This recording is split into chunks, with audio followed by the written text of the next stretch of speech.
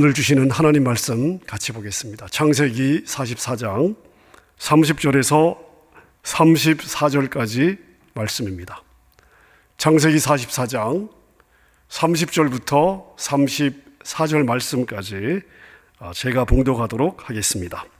제가 읽겠습니다.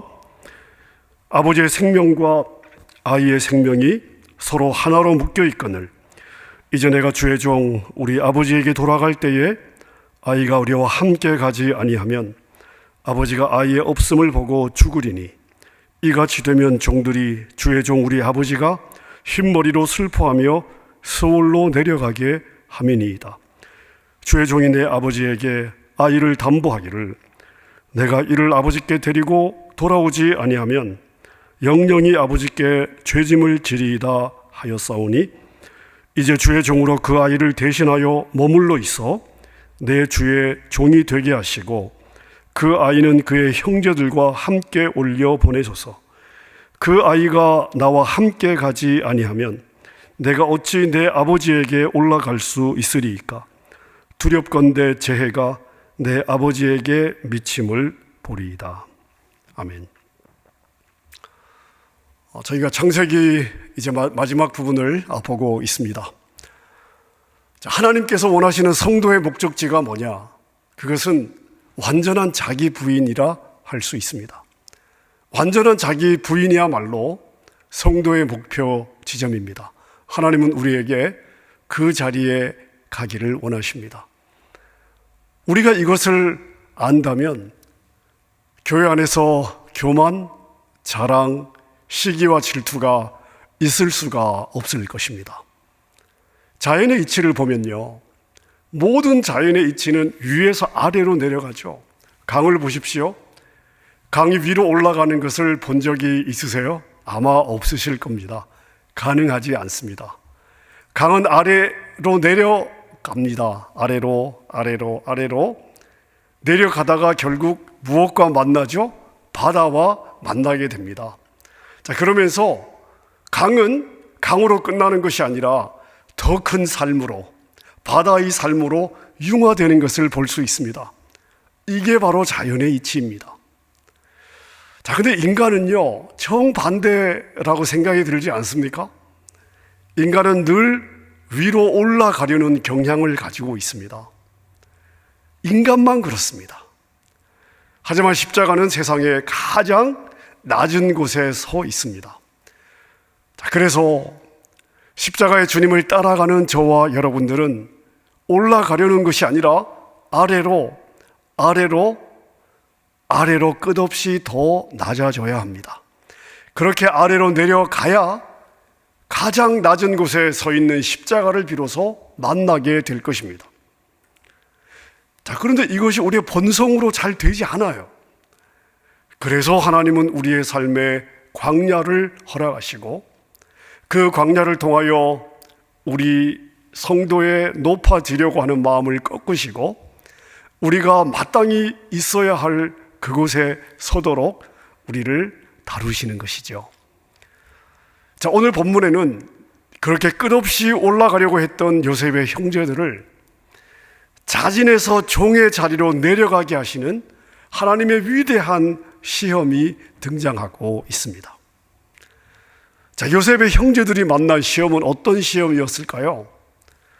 자, 요셉의 형들이 식량을 구하러 애굽에 갔는데 국무총리가 자기들이 팔았던 요셉이었습니다. 자, 물론 그들은 요셉을 알아보지 못했습니다. 하지만 요셉은 형들을 알아봤죠. 자, 그 요셉이 형들을 정탐꾼으로 몰아세웁니다. 형들은 당연히 아니라고 이야기를 했을 겁니다. 자, 그러자 요셉은 형들 중에 하나 르우벤을 잡아놓고 다른 형제들은 고향으로 돌려보내면서 만약 정탐꾼이 아니라면 다음에 식량을 구하러 올 때는 반드시 막내 동생 베냐민을 데리고 와야 된다고 명령합니다. 자, 시간은 흘러가고 애굽에서 가져왔던 식량이 다 떨어졌습니다. 다시 식량을 구하러 애굽으로 올라가야 되는데 아버지 야곱이 허락을 하지 않습니다. 하지만 야곱도 식량이 떨어지자 사실 대책이 없죠. 자, 그래서 결국 야곱이 승복을 하고 막내였던 베냐민을 데리고 다시 애굽으로 왔습니다. 자, 베냐민을 데리고 온 덕분에 잡혀 있었던 르우벤은 풀려났고 그들은 원하던 식량을 얻었습니다. 자, 그래서 고향으로 돌아가는데 갑자기 여정에 애굽의 군대가 들이닥치죠. 그러면서 그들이 국무총리의 어떤 물건을 훔쳐갔다고 수색을 하겠답니다. 요셉의 형들은 당연히 억울했습니다. 그래서 자신들은 그런 일을 할 사람이 아니라고 하면서 만약 없어진 그 물건이 자신들의 짐 속에서 나온다면 그 짐의 주인은 종이 되겠다고 약속을 합니다. 자, 그런데 없어졌다는 그 물건이 누구의 짐에서 발견이 되었습니까? 베냐민의 짐에서 발견이 되었습니다. 물론 이것은 요셉의 지시로 넣어놓은 것이죠.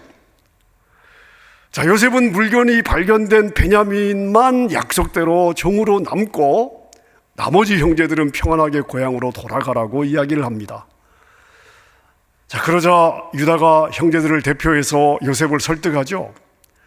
만약 베냐민이 우리와 함께 돌아가지 못한다면 우리 늙은 아버지는 그 충격으로 바로 돌아가실 거다. 그러면서 유다가 뭐라고 제안을 합니까? 창세기 44장 33절에 보니까 이제 주의 종으로 그 아이를 대신하여 머물러 있어 내 주의 종이 되게 하시고 그 아이는 그의 형제들과 함께 올려 보내소서. 자, 유다는 베냐민 대신에 자기가 종이 되겠다고 자청을 합니다. 자, 이 부분이 굉장히 중요합니다. 이 부분은 저희가 이제 다음에 한번 이 부분을 살펴보도록 하겠습니다. 자, 여러분, 요셉이 이스라엘의 12지파의 족장이 될 자기 형제들에게 이런 모진 시험을 주는 이유가 무엇일까요? 그것도 한 번도 아니고 반복해서 그들을 이렇게 몰아세우는 이유는 무엇일까요? 형들 입장에서 봤을 때는 너무나 억울한 일인데 요셉이 이런 시험을 형들에게 주는 이유가 무엇일까요? 요셉이 한이 맺혀서일까요? 형들에게 복수를 하기 위해서였을까요? 아닙니다. 그렇지 않습니다. 그 형들에게 하나님이 주고자 하시는 메시지가 있었기 때문입니다. 그럼 하나님이 주고자 하는 메시지는 무엇이었느냐?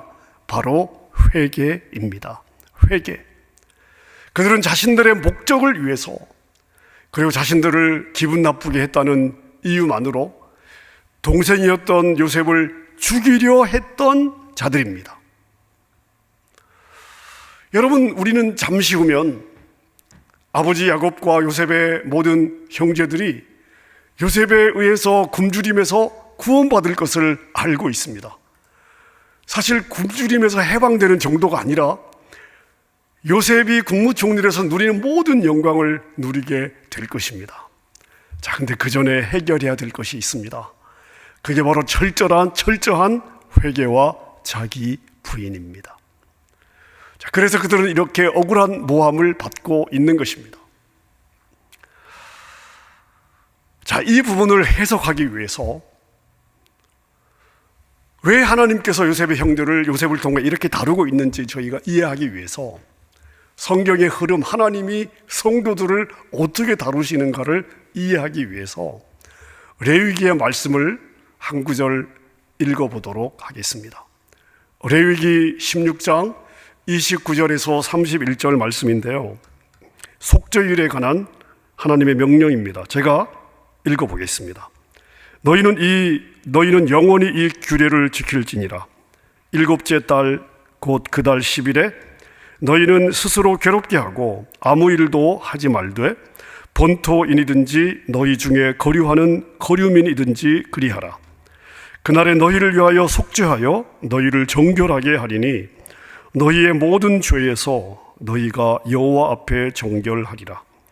이는 너희에게 안식일 중에 안식일인즉 너희는 스스로 괴롭게 할지니 이것은 영원히 지킬 규례라. 자, 이 말씀은 하나님께서 이스라엘 백성들에게 속죄일에 관한 규례를 주신 말씀입니다. 하나님은 이스라엘 하여금 1년에 한 번씩 대제사장을 지성소로 보내서 지성소에서 제사를 드리게 하셨는데요, 이날 이스라엘 민족 전체가 그동안 지은 모든 죄에 대한 죄사함을 받는 날이었습니다. 자, 그날이 바로 속죄일입니다. 죄사함을 받는 그날 이스라엘 백성들이 반드시 해야 되는 일이 있었는데 31절을 제가 다시 한번 읽어보겠습니다. 이는 너희에게 안식일 중에 안식일인즉 너희는 스스로 괴롭게 할지니 영원히 지킬 규례라. 자, 이날 뭘 해야 되냐 하면 이스라엘 백성들은 자기 자신을 스스로 괴롭게 해야 했습니다. 너희는 스스로 너희 자신을 괴롭게 하라. 자, 여기서 자신을 스스로 괴롭게 하다로 번역된 이 단어의 또 다른 의미가 뭐냐면 바로 금식입니다. 이 단어가 구약의 다른 곳에서는 금식이라고 표현이 되고 있고요, 오늘 본문에서는 자신을 스스로 괴롭게 하다라고 번역이 되어 있습니다. 같은 의미로 보시면 되겠습니다. 다시 말씀드리면 이스라엘 백성들이 죄사함을 받는 날 반드시 무엇을 해야 되냐 하면 금식을 함으로써 자기 자신을 괴롭게 해야만 했습니다. 이게 하나님의 명령이었습니다. 자, 이것은 우리에게 무슨 메시지를 주고 있을까요? 자, 이것은 성도가 죄사함을 받기 위해서는 반드시 어떤 과정을 거쳐야 되냐 하면 금식의 과정을 거쳐야 된다는 이야기입니다. 자신을 낮추고 자신을 비우고 시험을 받고 그리고 줄이게 되는 이 광야의 과정을 반드시 거쳐야 된다, 이런 말이죠.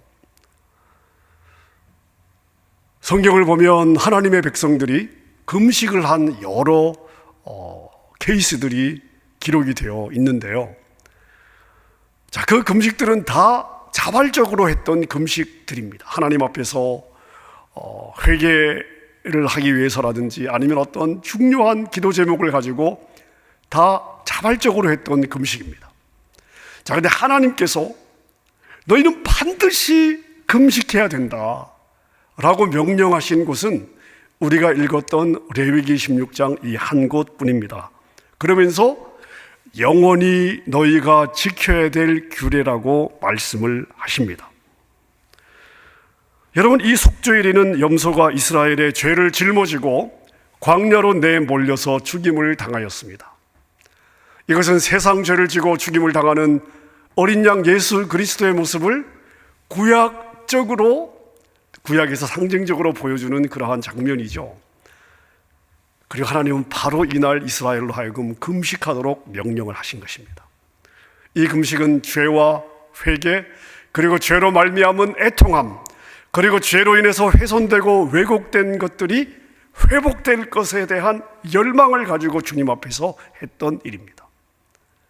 다시 말씀드리면 죄사함을 위해서 반드시 무엇을 해야 되냐면 금식하도록 하셨습니다. 여러분, 하나님의 백성들의 자기 부인, 하나님이 원하시는 하나님의 백성들의 이 완성의 모습을 위해서 반드시 자기 자신을 낮추는 광야의 시간, 이 금식의 시간, 자기 자신을 괴롭게 하는 시간, 다시 말씀드리면 회개와 낮아짐의 과정들이 먼저 있어야 한다는 것을 말씀해 주고 있는 것입니다. 자, 그러니까 성도의 신앙생활은 한마디로 말한다면 바로 금식의 삶입니다. 즉, 금식 자체를 위한 것이 아니에요. 금식은 풍요의 땅 가나안으로 들어가기 위해서 가나안으로 들어갈 자들이 반드시 거쳐야 되는 필연적인 과정입니다. 여러분, 이스라엘 백성들의 40년 광야는 어디로 가는 여정이었습니까? 가나안으로 가는 여정이었습니다. 가나안으로 가기 위해서 반드시 통과해야 되는 과정이었습니다. 다르게 말씀드리면 성도의 금식과 이 기근의 삶은 이 사람이 가나안을 약속받은 자구나 라고 하는 증거가 되는 것입니다. 요엘서의 몇 구절을 제가 한번 읽어보도록 하겠습니다. 먼저 요엘 2장 15절과 17절인데, 자, 제가 읽겠습니다. 너희는 시온에서 나팔을 불어 거룩한 금식일을 정하고 성회를 소집하라. 하나님이 지금 명령하고 계신 거예요. 여호와를 섬기는 제사장들은 낭실과 제단 사이에서 울며 이르기를 여호와여 주의 백성을 불쌍히 여기소서. 주의 기업을 욕되게 하여 나라들로 그들을 관할하지 못하게 하옵소서. 어찌하여 이방인으로 그들의 하나님이 어디 있느냐 말하게 하겠나이까 할지어다. 자, 이것은 이스라엘 백성들이 이렇게 했다는 것이 아니고 하나님께서 이스라엘 백성들을 이렇게 하라고 명령하시는 거예요. 명령의 내용은 뭐냐면 이스라엘 백성들을 모아놓고 금식을 선포하고 하나님 우리를 불쌍히 여겨 주십시오 라고 하라는 것입니다. 이스라엘 백성들을 모아놓고 금식을 선포하고 제사장들은 죄를 회개하면서 주의 백성들을 불쌍히 여겨 주십시오, 이렇게 하나님 앞에서 간구하라고 명령을 하고 있습니다. 자, 근데 이 명령에 순종하면, 즉 금식을 선포하고 그리고 죄를 회개하며 하나님 우리를 불쌍히 여겨 주십시오 라고 그렇게 고백한다면 하나님은 이렇게 반응하겠다고 말씀을 하십니다. 18절입니다. 그때의 여호와께서 자기의 땅을 극진히 사랑하시어 그의 백성을 불쌍히 여기실 것이라. 자, 그리고 24절에 보면요, 마당에는 밀이 가득하고 독에는 새 포도주와 기름이 넘치리라, 이렇게 말씀을 하십니다. 여러분, 이 요엘서 2장의 이 흐름을 보면요, 이 흐름을 잘 봐야 되는데, 먼저 금식을 하라고 하시죠. 그리고 금식을 하면서 회개하라고 말씀을 하십니다. 자, 그렇게 한다면 하나님이 무엇을 약속하시냐면 바로 밀이 가득하고 새 포도주와 기름을 넘치도록 부어주시겠다고 약속을 하십니다. 다시 말하면 풍요와 부요를 부어주시겠다고 약속을 하십니다. 자, 그럼 생각해 보십시오. 금식은 금식 자체를 위한 것이 아니죠? 금식 자체가 목적인 것이 아닌 것입니다. 금식을 통해서 하나님의 백성들이 자신을 낮추어 주님께 나아가면 하나님은 넘치는 풍요와 부요하심과 안식을 부어주시겠다고 약속하고 있는 것입니다. 그러니까 이 금식의 과정과 이 금식을 통한 낮아짐의 과정을 통해서 하나님이 자기 백성들에게 부어주고 싶은 하늘의 신령한 복과 땅의 기름진 복으로 나아가게 되는 것입니다. 다시 말씀드리면 금식은 하나님이 자기 백성들을 위하여 예비한 복을 누리기 위해서 거쳐야 되는 필연적인 과정이라 할 수 있습니다. 따라서 여러분의 삶 속에서 여러분이 나그네의 여정, 이 땅에서 하늘에 속한 자로, 그러나 이 땅에서 살아내야 되잖아요. 자, 여러분이 이 땅에 살아갈 때 낮아지고 기근을 경험합니다. 시험을 당하고 억울한 일을 당합니다. 때로 모함을 당합니다. 자, 이러한 일을 당하지 않는다면 여러분은 금식의 삶을 살지 않는 것이 되는 것이고, 이 금식의 삶을 통과하지 않은 사람은 가나안의 풍요와 안식에 다다를 수 없다고 보시면 되겠습니다. 그래서 하나님은 요셉과 야곱의 아들들이 이 기근을 통과하게 하셨고, 이 과정에서 이러저러한 모함과 시험을 통해서 그들의 입장에서 봤을 때는 너무나 억울한 모함을 통해서 저들의 죄악을 폭로하시고 회개의 자리로, 스스로 종이 되겠다고 하는 낮아짐의 자리로 나아갈 수 있도록 이끄셨던 것입니다. 하지만 최종 목적지는 어디예요? 바로 하나님께서 예비해 두신 풍요입니다. 하나님의 부요하심이라 할 수 있습니다. 자, 그런데 중요한 사실이 있습니다. 여러분, 구약시대에는요, 이렇게 금식을 하고 애통을 하고 고통을 받는 것을 내가 다 겪어내야 했습니다. 하지만 신약시대는 조금 달라요. 제가 본문을 다 읽지는 않겠습니다만은 마가복음 2장 18절에서 22절을 보면 예수님께서 제자들에게 또 이러한 내용들이 나옵니다. 세례 요한의 제자들과 바리새인들이 금식을 하고 있었습니다. 근데 어떤 사람들이 와서 예수님에게 물어보죠. 왜 당신의 제자들은 금식하지 않느냐? 그랬더니 예수님께서 뭐라고 말씀을 하십니까? 혼인집에 손님들이 지금 신랑이 함께 있는데 왜 금식을 하냐? 혼인집에 손님들이 신랑과 함께 있을 때는 금식을 할 필요가 없지 않냐? 그러면서 새 포도주는 새 부대에 담아야 한다고 말씀을 하십니다. 자, 구약에서의 금식의 개념은, 구약에서는 하나님의 백성들이 자기 몸으로 이 금식 자신을 괴롭게 하는 일들을 겪어야 했는데 이 개념이 신약에서는 완전히 바뀌고 있다는 것을 볼 수 있습니다. 예수님은 우리를 위해서 금식을 당하셨습니다. 감옥에 갇히셨습니다. 순환을 당하셨습니다. 십자가에서 죽임을 당하셨습니다. 자, 그래서 하나님께서 이 구약시대에 자기 백성들로 하여금 통과하셨던 그 금식, 광야의 삶, 그 율법은 이미 충족이 된 것입니다. 여러분, 율법은 예수님에 의해서 완성된 줄로 믿으시기를 바랍니다. 예수님이 우리를 위해서 스스로를 충분히 괴롭히셨기 때문에 우리는 더 이상 내가 스스로 나를 괴롭게 할 필요가 없어진 것입니다. 자, 그러면 이 속죄의 죄사와 필연적으로 함께 갔던 이 금식, 자신을 스스로 괴롭게 해야만 했던 이 구약의 금식의 개념은 신약에서는 어떤 개념으로 변했을까요? 이사야 58장을 보면 바뀌게 되는 이 금식의 개념을 이렇게 힌트해 주고 있습니다. 자, 이사야 58장 6절과 7절을 제가 읽겠습니다. 내가 기뻐하는 금식은 흉악의 결박을 풀어주며 멍에의 줄을 끌어주며 압제당하는 자를 자유하게 하며 모든 멍에를 꺾는 것이 아니겠느냐.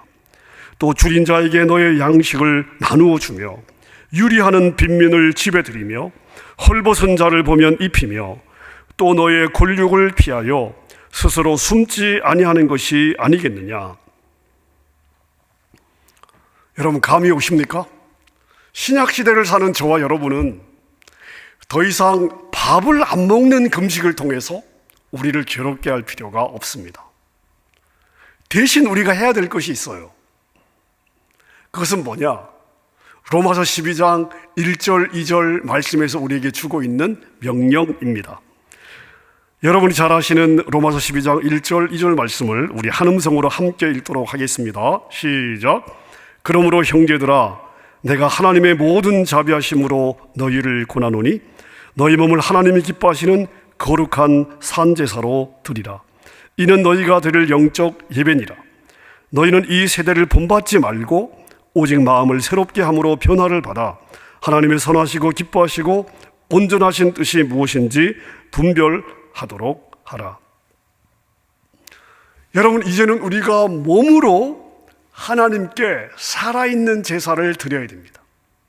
이것이 영적 제사예요. 하나님은 우리에게 영적인 제사를 드리도록 명령하시는데 그게 우리가 몸으로 하나님께 드리는 삶입니다. 몸으로 드리는 제사, 이것이 하나님이 기뻐하시는 영적인 제사라고 말씀하십니다. 여러분, 신약시대는 이렇게 개념이 바뀌고 있는 것이죠.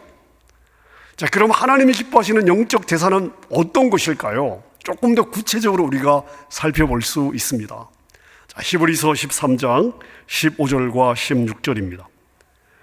그러므로 우리는 예수로 말미암아 항상 찬송의 제사를 하나님께 드리자. 이는 그 이름을 증언하는 입술의 열매니라. 16절입니다. 오직 선을 행함과 서로 나누어 주기를 잊지 말라. 하나님은 이 같은 제사를 기뻐하시느니라. 여러분, 신약에서 신약 시대를 살아가는 우리 성도들의 삶은 나를 괴롭게 하는 것이 아니에요. 우리는 한 걸음 더 나아가서 내 몸으로 하나님을 제사하는 삶을 드려야 되는데, 내가 몸으로 제사한다는 것이 어떤 의미냐 하면 날마다 나의 삶이 찬양이 돼야 되는 거예요. 하나님을 나의 하나님으로, 나의 왕으로, 나의 목자로, 내 인생의 주인으로 인정하는 그래서 그분을 높여드리는 찬양의 제사가 날마다 우리의 삶에 있어야 되는 거고요. 그리고 우리의 삶에 구제와 나누어 주는 것, 베풀어 주는 것, 여러분 이것이 바로 하나님이 우리에게 원하시는 신약의 제사, 신약의 제사가 되는 것입니다. 말씀을 정리하겠습니다. 성도의 최종 목적지는 무엇이라고요? 자기 부인입니다. 이게 바로 십자가의 삶이죠. 자, 예수님은 십자가에서 구약의 금식을 다 이루어 주셨습니다. 요셉의 형제들은 이유 없는 억울한 모함의 과정을 통해서 자신들의 죄를 회개하고 낮아지는 과정을 거친 후에 애굽의 풍요함으로 들어갔습니다. 하지만 이제 우리 신약의 성도들은 몸으로 주님을 제사하는 삶을 살아내야 되는 거예요. 이게 바로 예배의 삶이고 찬양의 삶이고 구제의 삶이고 나누고 베풀어주는 삶이 되는 것입니다. 여러분, 우리는 이런 삶을 살다가 주님이 예비하신 부족함이 없는 하나님 나라로 입성하게 될 것입니다. 여러분, 우리는 예수님 때문에 대박난 인생들 아닙니까? 아멘이죠? 넉넉하게 후하게 그리고 풍성한 섬김의 삶을 통해 천국의 상급을 쌓으시고 그리고 이 땅에서도 하나님의 부여하심을 경험하며 살게 될 것입니다. 여러분의 삶이 이러한 복된 삶이 될 수 있기를 우리 주님의 이름으로 축원합니다.